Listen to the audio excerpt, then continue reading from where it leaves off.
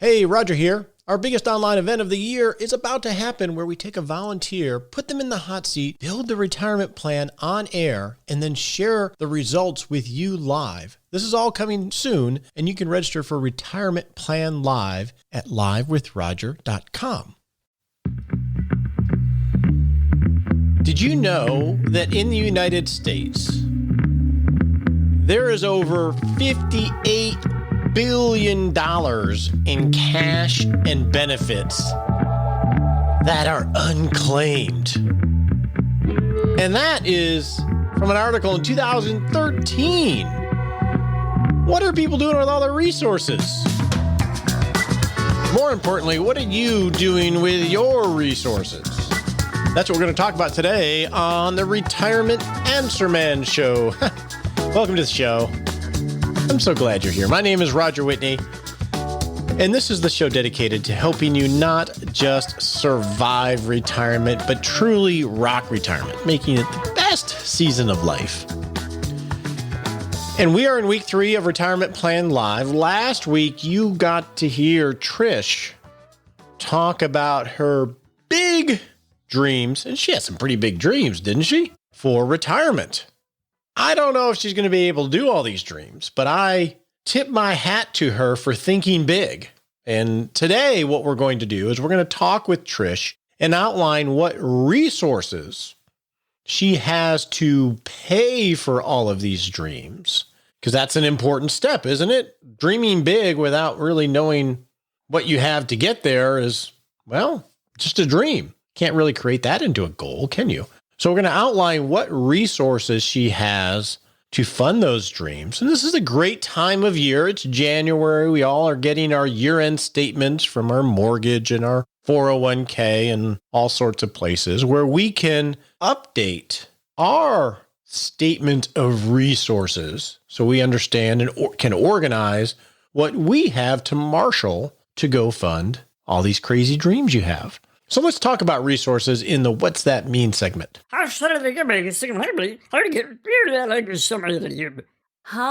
What does that mean? What is a resource? Well, it's a natural source of wealth or revenue, a natural feature that enhances the quality of human life. That's what you use resources for in this term. And by this time, I'm guessing you're over 50 if you're listening to this show. You have spent decades building your resources. Now, usually when we think of resources, we think of money, right? We think of investments, our net worth statement. What's that bottom line show? Am I a millionaire yet? And that's definitely a resource, but there are 3 main categories of resource, and we've talked about them on the show, and we're going to have to outline what Trish's are in the main segment. But you've been spending decades building these resources. Your social capital, that is socialized benefits, your pension, Social Security, what you've been paying into. You've spent decades building these resources. One of the most often neglected ones is your human capital, or sometimes thought of as career capital. That's your reputation, your skill set, your achievements that allow you to go into the marketplace or create a job based on all of the past things that you've done, the skins on the wall, right? That's a resource you've spent decades building up. And then your financial capital, that's your money, the money that you've gleaned from all of that income that you've earned, owed away in houses and boats and investment accounts and 401ks. You have been a great farmer, sowing all of these resources, building these crops up. And when you hit retirement, when you stop building as much, or at least at as fast a pace as you always have, it's a transition. Retirement is a huge transition in a lot of ways beyond what we normally think of. And in retirement, when you're looking at your resources, you have a really important question that you have to answer for yourself. I've been building all of this up, obviously to pay for life along the way. But now, to what end are all these resources meant to go to? To what end? Why did I do this? What is all of this money for? What is it for? You've been sowing for decades, reading the brochures, you save and invest and take risk and so on and so on and so on. And you're probably really, really good at it. But then when you retire and you're supposed to harvest and use these resources, a lot of people don't know what to do. They're so used to saving. They're so into the gamification of seeing more, seeing the accounts go up. Resources are meant to be used to express your values through your goals that you live out in the season of retirement, just like they are in normal times. What happens if we don't do that because we're worried about not having enough, because we haven't really done the math to know that we have too much maybe, or if we haven't established our values or set some goals? What happens? And I see this happen all the time. People get later in life and they realize, I got a lot of resources. I'm never going to use all of this. Now what? I'm too tired. I can't do those things anymore. Dying with too much money is poor stewardship. Now, I didn't say dying with money is poor stewardship, but if you die with too much money, more than you intended, that's poor stewardship. It's resources that were never harvested for something that you've decided to do with it, to express into the world, to live your values. It doesn't mean you can't die with a lot of money and give it all away, whether it's to charity or to family. That's cool if you intentionally decide to do that. But if we leave resources unidentified as to what they're going to be used for because we haven't done the vision, then that is poor stewardship, I think. Like a neglected crop, what will happen is unintentionally, those resources will be absorbed back into the earth. If you build this huge crop and it's one of the most robust things and you spent decades building it and you just eat off of it as you walk through life in retirement, but you don't know what to do with this abundance that you've created through work and luck and skill and everything else. And then you get later in life and you pass away, those resources are just going to go back into the earth, just like a crop would. And that going back into the earth could be to the government, it could be to kids, it could be to people you didn't really mean for it to go to, and it may actually create a burden on them. So when we think of our resources, and we think of that 58 billion in unattended, unclaimed resources that people just ignored, and it's just getting absorbed back into the government. Well, if you die with too much money because you didn't plan out how you want to give it in a thoughtful way, whether during your life or after your life, that's not what we want to do. So we want to be intentional about it so you can create the kind of life that you want. So we got to organize these resources and start to know what options you have. So with that, let's go chat with Trish and learn what resources her and Lynn have to live out the dreams that she laid out for us last week.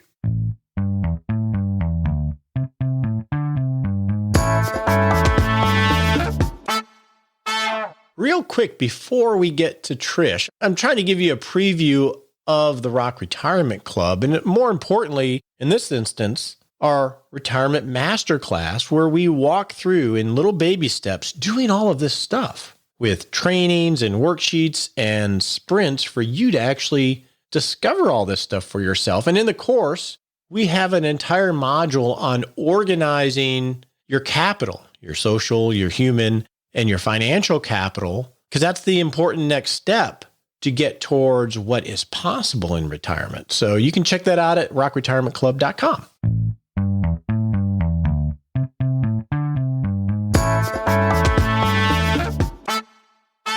Here we are, week 3 of Retirement Plan Live. Let's have a conversation with Trish and let her outline her and Lynn's resources. Hello, Trish. Hello. So last week, we outlined your needs, wants, and wishes, and you went big. I liked it.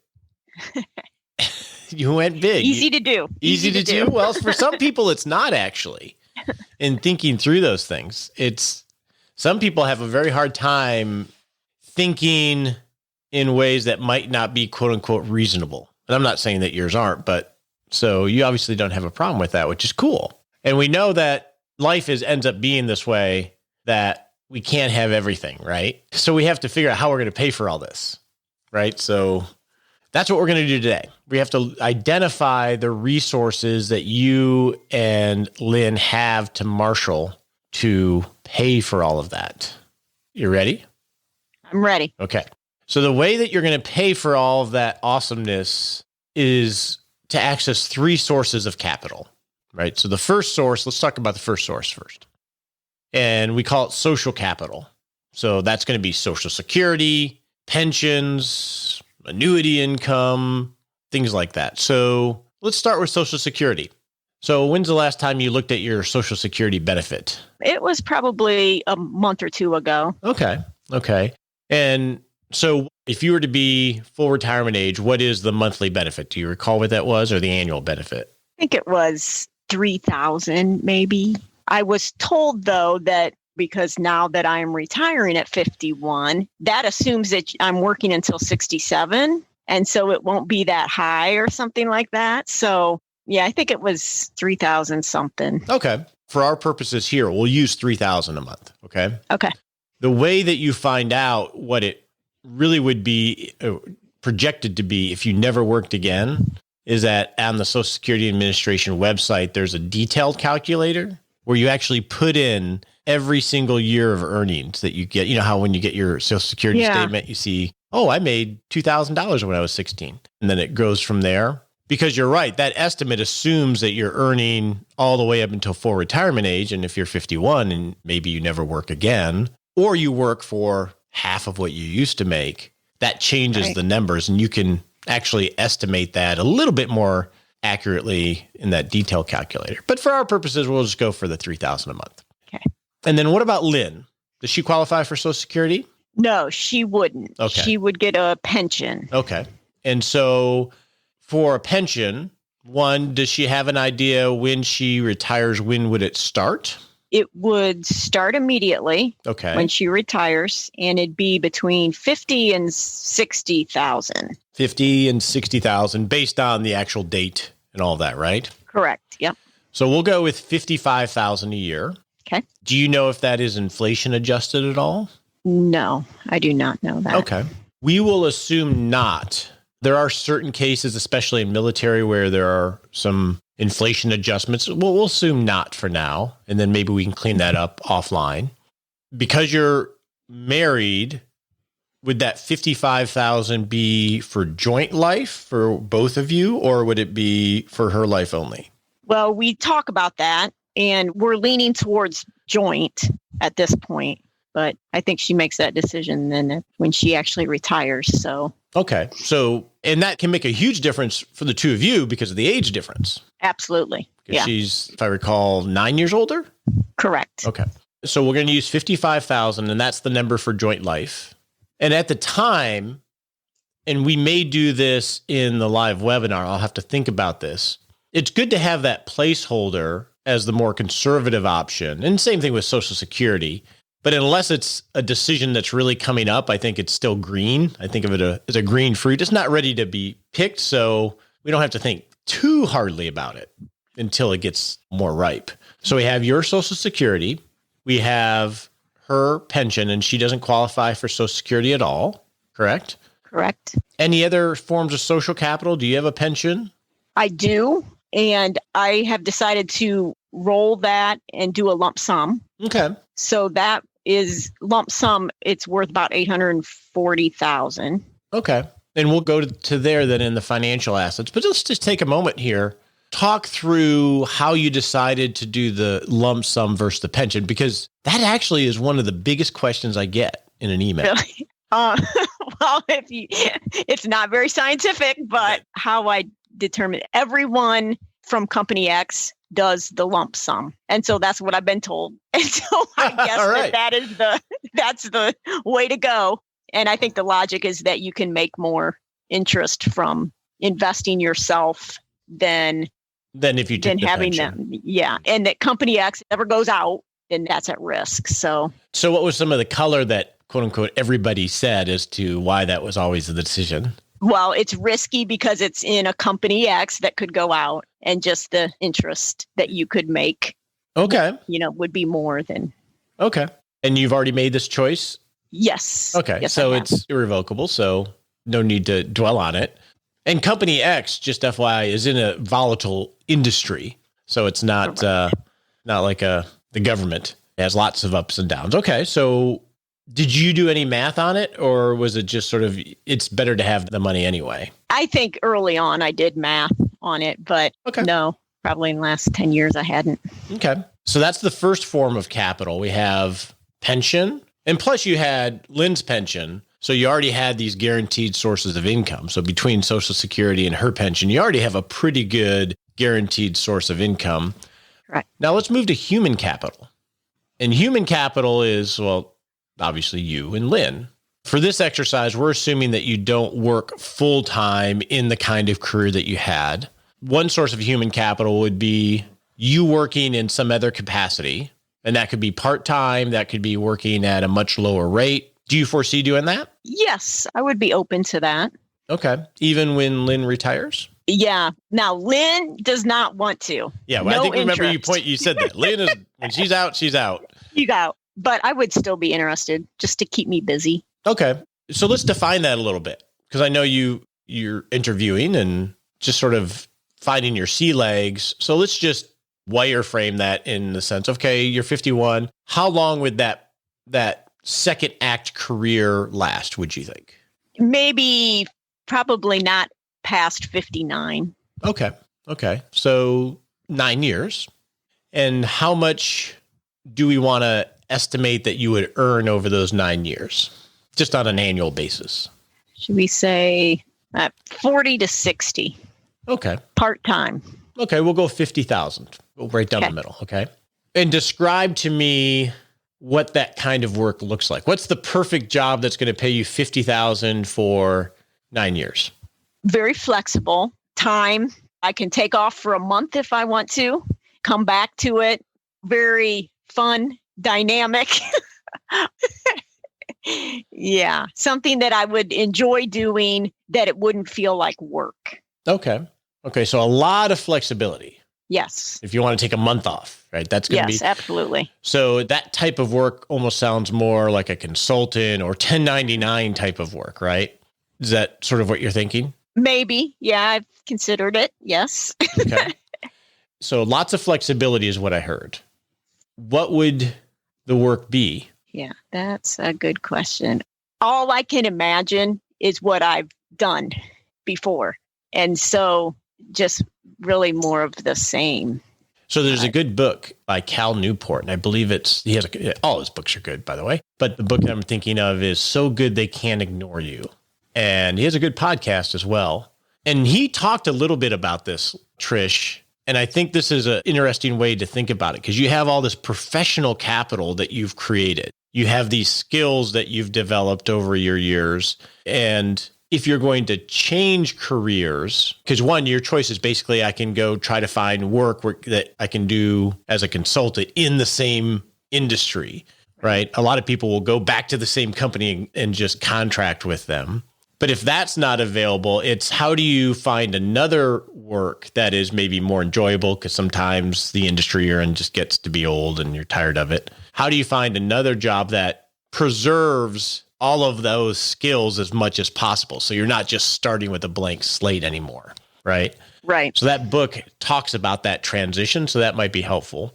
But I'm curious, what kinds of things would use your professional capital, this skills that you've built up, and be enjoyable? What kinds of things would you be doing?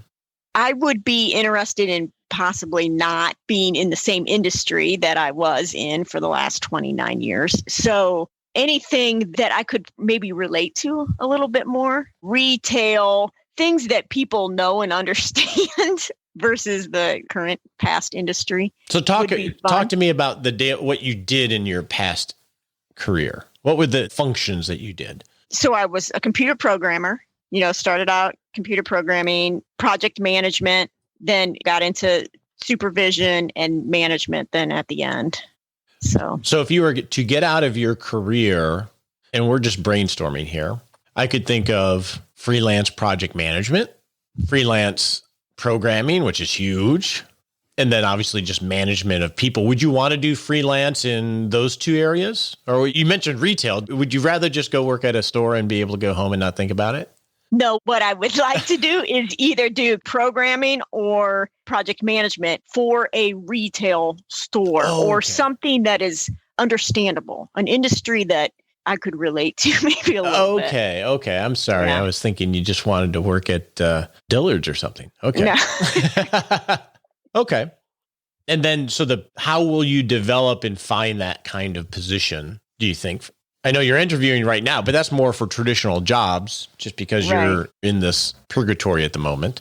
A lot of recruiters are willing to help you do that. And so that's kind of the avenue I've been working on so far. But I think the hard thing is getting started and getting a reputation that this is the services that you provide. Are they helping you define sort of what you offer? They're matching. They're working for the business, for the companies. And so if there's something, it would be a part-time gig or something that they would match my skills to. And then that's how I would get started. So I know you've already had some interviews because we've talked about it, and I'm guessing they were in different industries, or maybe not. But how have you translated your skill set to a company that you've interviewed with that was a different industry? Yeah. So I've had 3 interviews so far, and one is similar to the industry. It's actually a vendor that Company X used to use. And that's the one I'm least excited about. But it would be doing project management. And then the other 2 that are not in the industry one was a project management one, and then the other one was a manager. And all of them are full-time. Okay. So they're not quite offering exactly what you're thinking of. No. Okay. And they still could be an interim, right? It could be I go there for a couple years to feel stable after this unexpected event, and then work through how do I get this real time freedom, $50,000 a year for the rest of the time. Absolutely. Okay. Yeah. Okay. And I'm guessing you're open to that. It sounds like you are. Yes. Okay. So we'll use that 50,000 as the placeholder number. So we have the social capital, we have the human capital. You, not Lynn, definitely not Lynn, for work. Now let's go to the financial capital. And so how long have you and Lynn been married? Since 2014. Okay. And how long have you been together? More than 20 years. Okay. How do you manage your finances? Do you manage separate finances? Do you manage it as one household balance sheet? Separate. And we both add our half to the pot for any household utilities and things like that. So is that like an accounting project, or it's just, we know we're rowing together and it doesn't have to equal every penny? We pretty much equal every penny. Oh, do you? Okay. Okay. Oh, yeah. Yeah. We divide it right down into half. Okay. Yeah.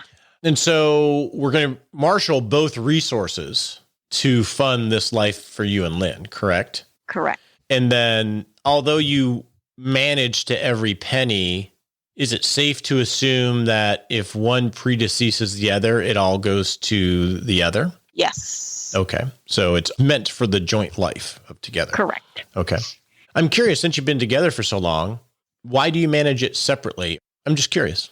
Well, I know that I grew up watching my parents fight about money, and both my parents are now remarried. And my father has said he has never been happier since with his second marriage. He has divided it out, and they each have their own.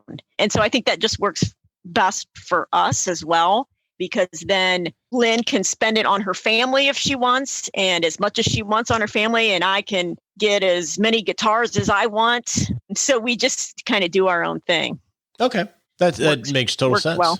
Makes total sense. So let's start with your financials. Okay. Okay. And we're going to start, there's 3 categories, or 4 actually, that we'll look at. And we'll start with after-tax assets. So this is just money in the bank. And we don't need accurate numbers. I don't want to have you reveal too much. But from a just bank account and cash reserve standpoint, how much do you typically keep, or do you have right now? So I have about $270,000 in cash. Okay. Is that normal? No, that was my severance. Okay. And then I always keep about $100,000 just as an emergency fund and a car fund. So. Okay. Do you manage cash reserves in an envelope system where you have sinking funds for new cars, or do you just have, say, $100,000 that is your bucket for that kind of stuff? in my mind, I have an envelope system, but yeah, I don't keep like separate savings for each. Okay. I always think of cash reserves as like the Goldilocks exercise, right? You don't want to have too much because it's not productive, and you don't want to have too little because then you're at risk. And how did you come to the 100? It just feels good? Well, yeah, I always thought a year's worth to live on cash, and then about 40,000 for a car. Okay. 60,000 a year I could live on if something happened, like I lost my job. That would never happen. That would never happen.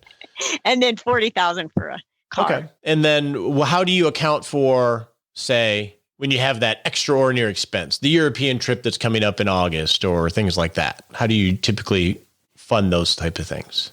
Out of that, or I'd always have a little bit extra, but that's all I have is in cash now. Okay. Is the 270,000. 270,000, and then 100 of that we consider as reserves. Do you have after-tax investments? Yes, I do. I have about 500,000 in after-tax investments, and then Lynn has about 200,000 in after-tax investments. In after-tax. Okay. Yep. And then on the cash reserve side for Lynn, do you have just a guesstimate of what she has? She probably has 100,000. 100,000. Okay. Now let's go to what I call use assets. So you have a house or do you rent? We have a house. Okay. And then what is your house worth? I would say 230,000. 230,000. Okay. And do you have any other homes? We do have a rental. Okay. And what's the value of that, would you say? I would say 130,000. Okay. And since we're going here, let's talk about the debt end of it real quickly. Do you have a mortgage on your home? No, that's paid out. Your home is paid out. Okay. Do you have a mortgage on the rental? Yes. And that is about 38,000. 38,000. Okay. And then do you manage it yourself or do you use a management company? We manage it ourselves. Okay. And so I would think of that as like human capital. So I'm assuming you receive income from that on an annual basis, right? Semi-passive income.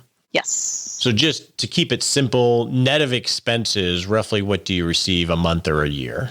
I'd say probably $200 profit a month. So that's what, maybe $2,400 a year. Okay. What's the plan with that? We're getting it ready to sell. Okay. That was always our plan. We have already reduced one. We've already sold one. Oh, and so we do have, I forgot about that. So from that sale, we do have 60,000 in just savings. And that was always going to go towards our warmer home. Yes. Okay. We already have 60,000 in addition to the 275 and 100. Okay. Yes. So we'll make sure we account for that. And then you're going to sell this rental. And so you should net around 80,000 maybe, correct? Correct. All right. And you're in the process, so you'll think that'll happen in 2021? Yes. Okay. So we can get through this COVID. Yeah. Get through the COVID. Okay. In 2021. In hindsight, how do you view the rentals? Was it a good thing to do or would you not have done it? No, I would never have done it. Really? Lynn loves them. She has done them her whole life before, pre-me. So, and she's always made out pretty good on them. She's sold two prior that she just owned, and she did fairly well on them. That we haven't found the same. And it's just a lot of work. It was good when we could write off the taxes and things like that. But as your income goes up, you can't do that as much. And then once we got married, she couldn't do it at all. So we decided it's time to sell them. Okay. And the P&L on it, given the value, what's the gross rent that you bring in on that one? We've gotten as high as probably $1,400. Okay. And the mortgage is relatively small. The mortgage is $630. And we refinanced it at one point from a 30-year to a 15-year. So. Okay. And rather than, say, hire a management company and having some passive, it doesn't sound like it's throwing off a lot of income, at least the P&L that you gave me. No. You just want to be clean. You just want a clean cut. Okay. Yep. Okay. And so we have that money coming in from the sale of that. Are there any other assets outside of the house that are outside of just personal furnishings and all that other stuff? 3 cars, a camper, 2 motorcycles. Toys. They're all paid for though. And you keeping all those toys? No, probably not. Probably going to sell the motorcycles here. Okay. And roughly what are the values of those? If you negligible? Probably both of them are less than 8,000. Okay. So not much. And then let's go to pre-tax assets. So these are IRAs, 401ks. What do you have in pre-tax assets? Okay. So my 401k was about 1.3 million. Okay. But then I'm also, I'm sinking my pension into that. So it'll be about 2.3. With the pension, about 2.3 million. Okay. Yeah. And then Lynn has a deferred comp about 200,000. And does that have a payout structure? What's the structure of the payout of that deferred comp? I think she can take it anytime after 59 and a half. Is that what you mean? Does it have a name of a plan? Like a 457 plan or I'll get some details on that to clean it up. So okay. Deferred comp. Okay. So she has, I'm sorry, say that amount again? 200,000. 200,000. Okay. Any other pre-tax assets? No, that is it. Okay. Now, what about tax-free assets? Roth, say Roth accounts or HSA accounts. Okay. So in that 2.3 of your 401k. Yeah. 300,000 of that is probably Roths. Okay. So we'll divide that up. So about 300,000 of that is Roth. Okay. And Lynn also has a Roth that is about worth, I would say 100,000. 100,000 Roth. Yep. Okay. Perfect. And so those are the resources that we have to marshal to pay for all of those things. We have that social capital, the pension and Social Security. We have the human capital, which is your work. And we have the financial capital, which we just went through. And some of those are going to be inflows from sale of things. Now, are there any future payments that you all might receive? I'll have to understand the deferred comp, and we can have that discussion privately, and we'll work that into the net worth statement that we create. Any pending inheritances that you can reasonably expect? Potentially, yes. Yeah, from my dad has land that he's leaving us kids. Yeah, it's probably worth a little bit over $1 million, but there's 6 kids, so. And it's just raw land? Is it like farmland or just raw land? It's farmland. Farmland. Yeah. Does he work it or does he lease it out? He leases it out. Okay. Yeah. Okay. So maybe a couple 100,000 from that at some point. So we can do this 2 ways. We can factor that in as a reasonable date. I mean, how old is your dad? He's 84. Okay. We could say at age 90 or age 95. It sort of feels weird doing that, but from a cash flow perspective, we could factor that, okay, in maybe 5-10 years, $200,000 comes in to the plan. Does that seem reasonable or would you rather leave it out? I think leave it out. Leave it out because it's sort of fungible. We're not really sure. Okay. Yeah. All right. Well, let's put it in our back pocket. Okay.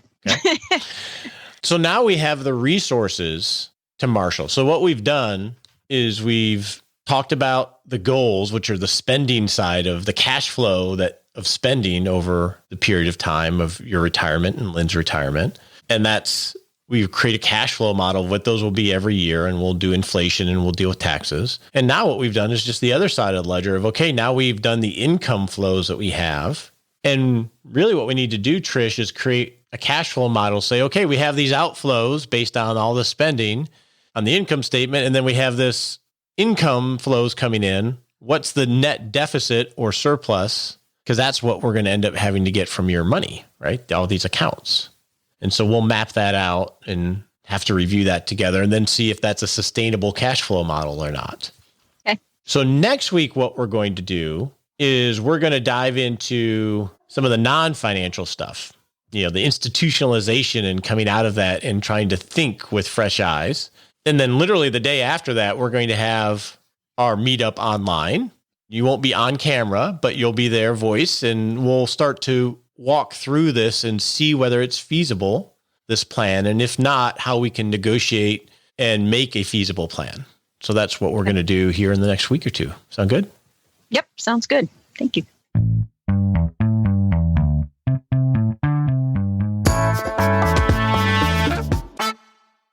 Welcome to the question and answer session where we answer your questions, which is one of my favorite parts of the show. If you have a question for us that you'd like us to address, go to rogerwhitney.com/Ask Roger, and you can leave an audio question or you can type a written question that will get emailed to us, and we'll do our best to address it here on the show. And with that, let's get to your first question.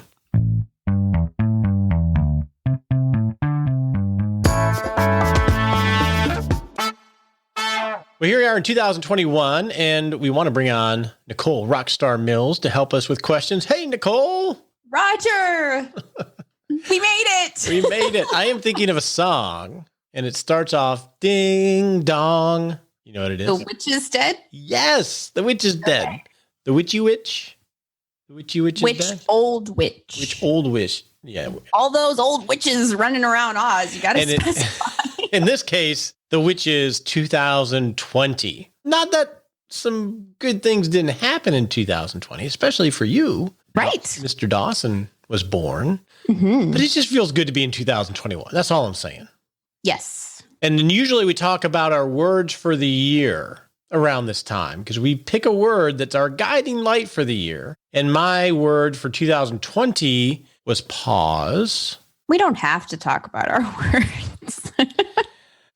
No, mine was pause. I'm okay talking. And how did I do on my word, Nicole? Can I plead the fifth? Is that fair? Okay. So I think that says it enough. Yes, yes. And Nicole's word was explore. Maybe I should plead the fifth just across the board. Okay. Everybody gets a redo on their word in 2020. Yes. Explore wasn't the greatest choice. Yeah. And pause, in my case, I don't have an excuse other than. So now then the question begs the question, okay, 2021, if I had to pick a word for 2021, and usually these words percolate up to the top inside me, but I'm going to be honest, I have one, but it's not like it just came to me in a vision. And that word is basic.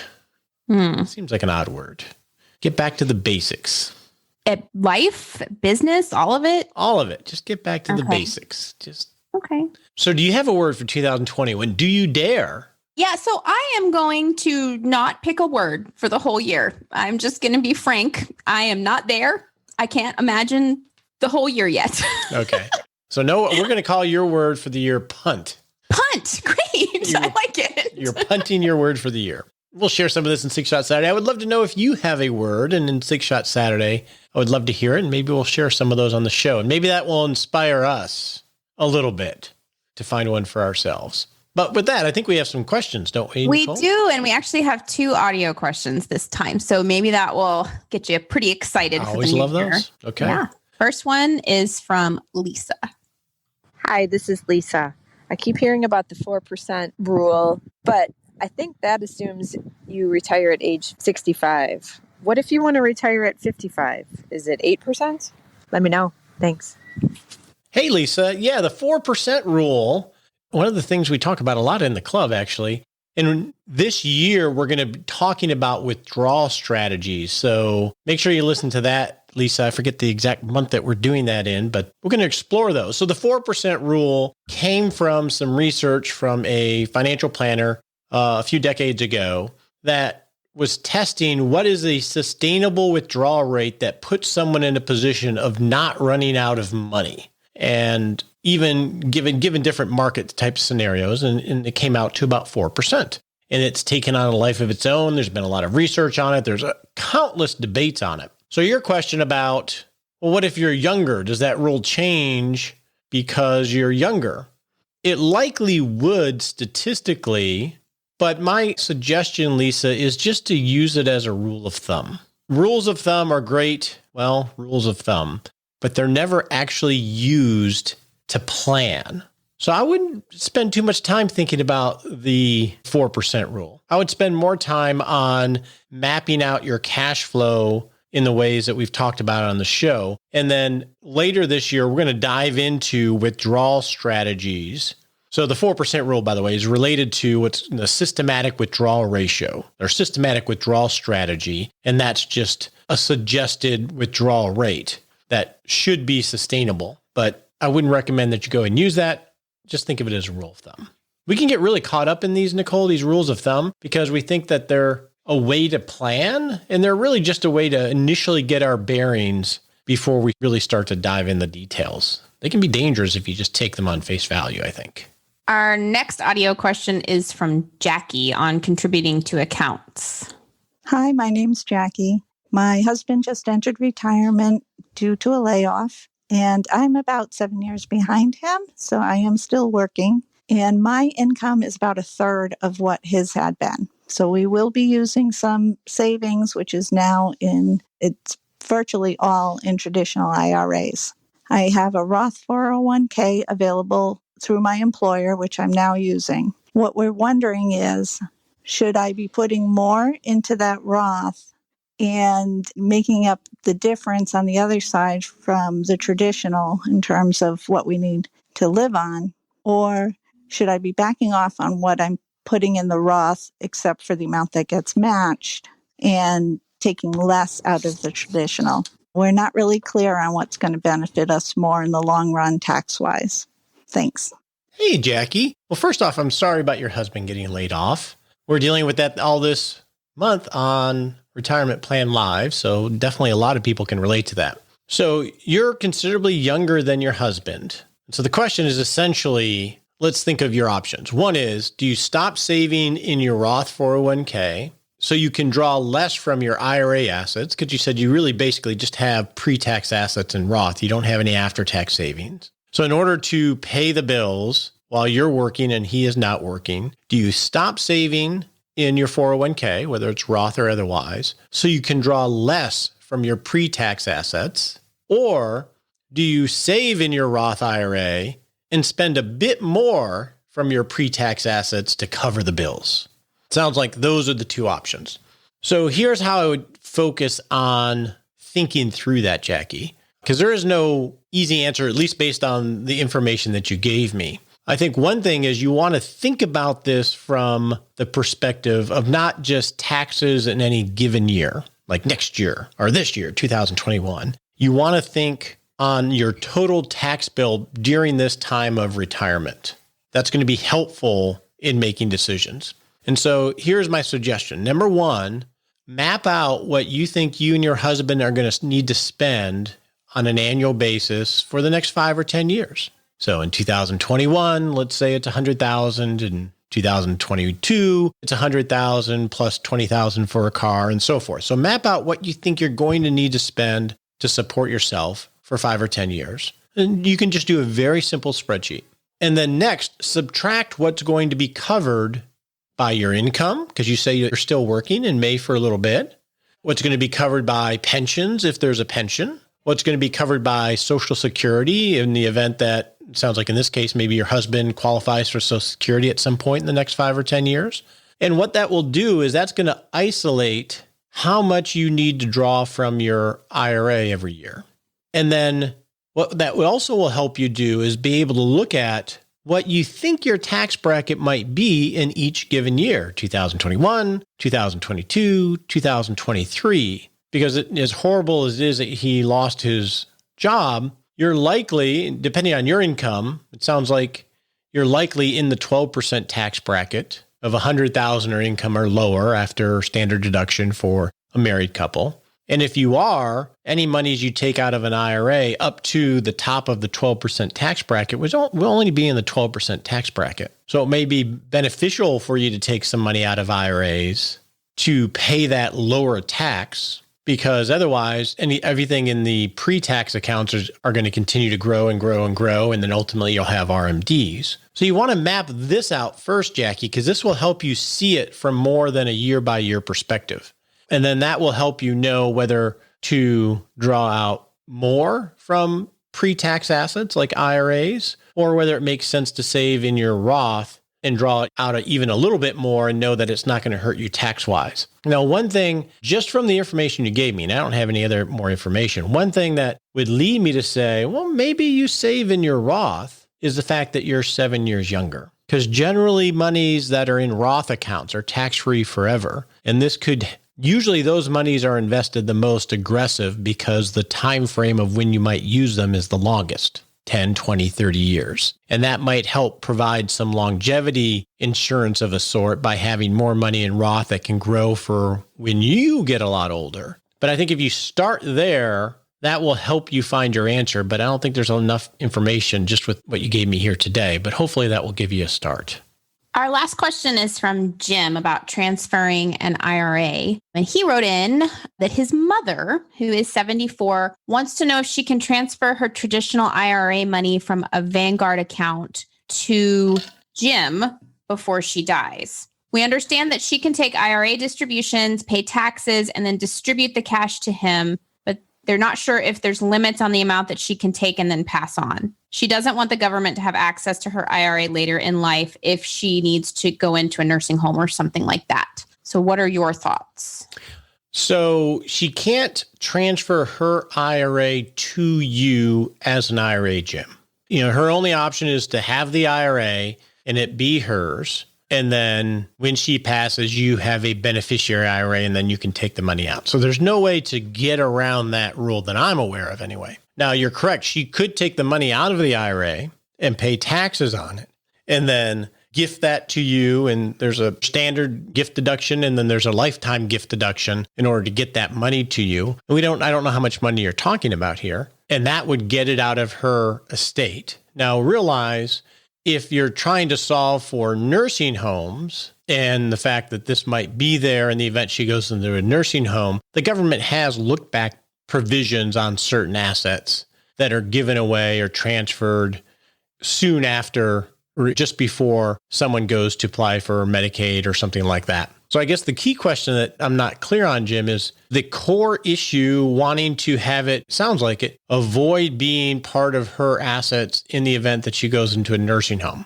It sounds like that's the case. I tend to not like to do that kind of planning, mainly because that's partly what the money is there for, is to provide for herself. But I'm not sure of any way other than her taking a distribution out of the account and gifting you the money and getting beyond whatever look back provisions there are in the IRS code of getting the money outside of her estate when it's inside an IRA.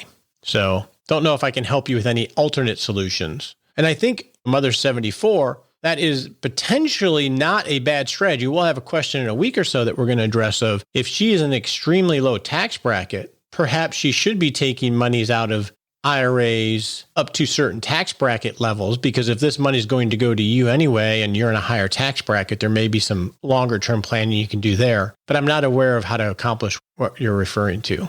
Is the government concerned because of like Medicare? Medicaid. Medicaid, okay. So if someone goes into a nursing home, first they're going to look to the person's assets. They're going to need financial statements. And if Medicare doesn't provide for long-term care, and so it's all private pay. If you went into a nursing care facility, Nicole, you would have to pay the annual amount. But there's Medicaid. There are nursing homes that take Medicaid, which is a benefit that people can use to help pay for the nursing home. But to qualify for Medicaid, they're going to want some financial disclosure and see, do you have assets? Because it's meant to be somewhat of a welfare program to help people that don't have resources to pay for it. And so I think that's what the planning is around here. Gotcha. Yeah. And so now let's go to the SMART Sprint. But I believe, Nicole, you sort of hinted to me while we were listening to a question that you might have a word. Yeah, I did. I thought of a word. Good for you. My word for this year, what year is it? Delegate. My word is delegate. Yes. That should be my word too. No. We can't share. I can't take your word. That's my word. You can't take it. All right. I'll stick with basic and you are delegate, and we'll look forward to hearing what yours is. Now let's go to the SMART Sprint. On your marks, get set.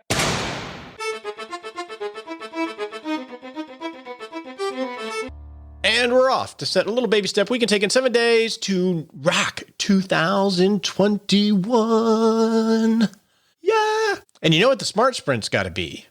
Word, worders the bird, bird is the word. Did I get it wrong? Bird is the word. Bird is the word. Bird is the word. Okay, I think I've sung that on the show before, correct? You have, yep. Yeah. What is your word for 2021? It is a little bit of a reset year, it feels like. We all had plans for 2020. And, well, it was just a weird year. It was just a weird year. Some amazingly wonderful things happened in 2020. But there was, like Pigpen, this little cloud that just followed everywhere and really messed up some people's lives. So I am very excited about 2021 for me, for Nicole, and for you. And I would love to know what your word is, because that will help set an intention that hopefully we can lean into to be proactive and retain agency in this wild, wild, wild world.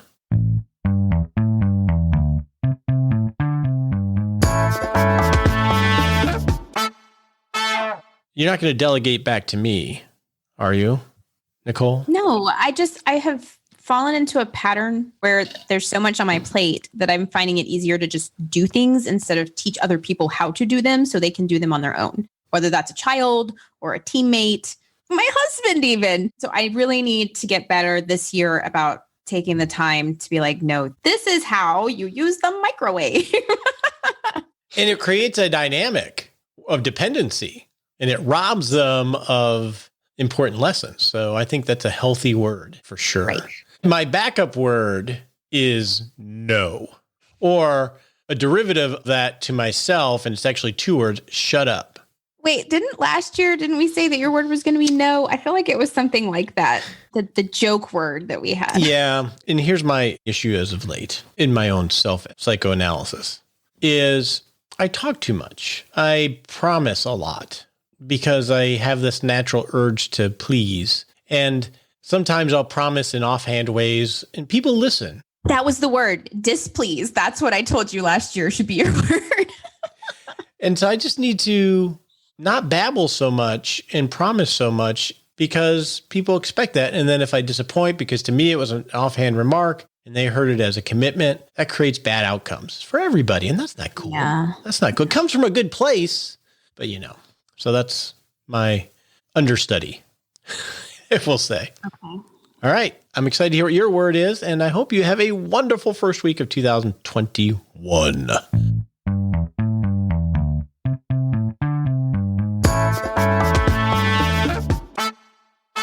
I think I failed to mention this before, but we will have a resource in 6 Shot Saturday, our weekly email, where you can start to organize your resources. So look for that in our Saturday email. If you don't get that, you can go to rogerwhitney.com and enter your first name and email, and we'll have that list. And that's where we share PDF and video resources to hopefully help you a little bit on your journey. Have a great week.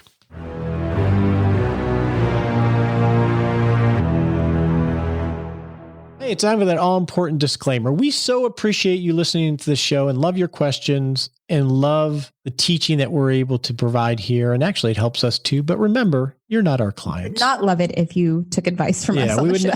We would not love it if you took advice from us on the show. Realize it's helpful in education. Talk to your legal advisor, your tax advisor, or your financial advisor before you make any decisions. We appreciate you joining us today for this episode of Retirement Answer Man. Be sure to visit rogerwhitney.com/answers to access the Retirement Answer Library with over 30 checklists to help you make the most of the only life you have. Remember, you have more power than you realize to create an amazing life starting today with Retirement Answer Man. The opinions voiced in this material are for general information only and are not intended to provide specific advice or recommendations for any individual. All performance referenced is historical and no guarantee of future results. All indices are unmanaged and may not be invested into directly. Have a wonderful day.